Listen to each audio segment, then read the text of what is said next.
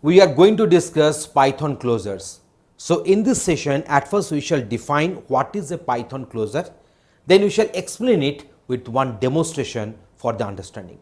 So here is the definition of Python closure. A closure is a function object that remembers values in enclosing scopes even if they are not present in the memory.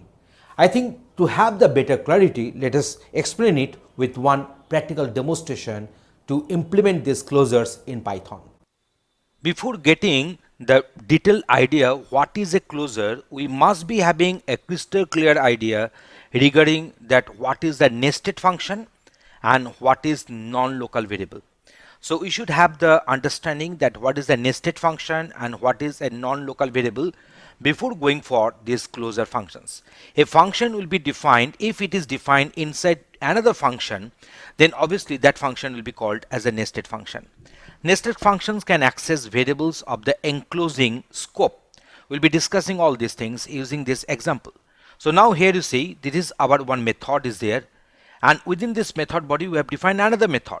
So this method will be called as the nested method, nested function, and this nested function can access the variables which is within the scope, that is within the enclosing scope.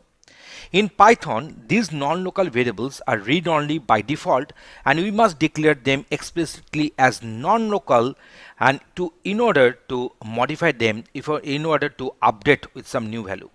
So let us go for one example here. So here you have defined one method, that is a print message, which takes this message as input parameter. And we have defined one nested method, that is a print message inner. Intentionally I have given this name of this method as print message inner, and which prints this message. You see this message is defined in this enclosing scope, so that's why this message can be accessed from this inner method. So now return print message inner. So this inner function has been returned here.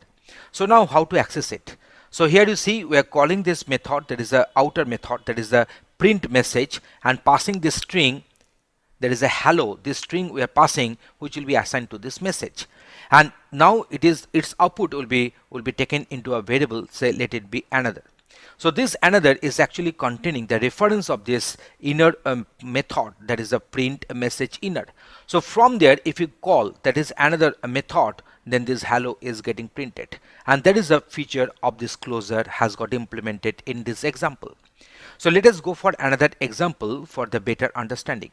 So here you see, here we have defined one method, there is a multiplier outer having this n as the input parameter, and that is one nested method is there, nested function is there, that is the multiplier underscore inner.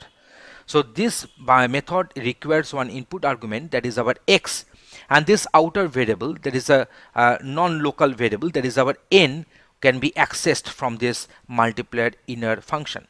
So return x star n, and it returns this nested method as output.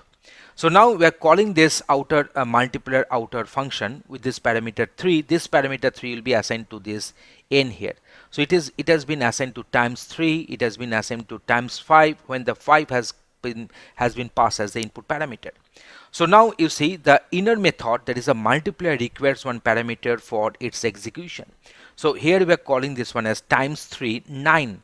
So here you can find that n has got initialized with 3 and this x has got initialized with this 9. So whenever I'm just executing this one, it should print 27.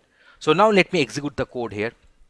So you can see that it is printing 27 here. It is printing 27 because it is actually multiplying 3 and 9. So in this particular call, you can find that this 5 is getting assigned to this n. So that is now there is a times 5. So times 5 3. So this 3 will be assigned to x.